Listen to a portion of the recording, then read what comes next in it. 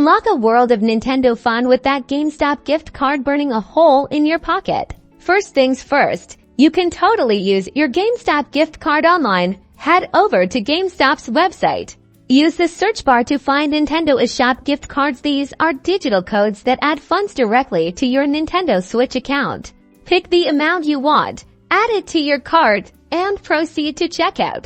During checkout, select gift card as your payment method and enter the gift card number and PIN. Boom! Digital funds, here we come. Prefer the thrill of a physical game?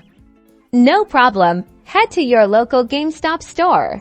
Browse their selection of Nintendo Switch games or even Nintendo eShop cards if you'd rather handle the digital redemption yourself. At the register, simply present your GameStop gift card as payment. The cashier will scan it, and the balance will be applied to your purchase. And that's it. Whether you go digital or physical, your GameStop gift card is your ticket to exciting new Nintendo Switch adventures.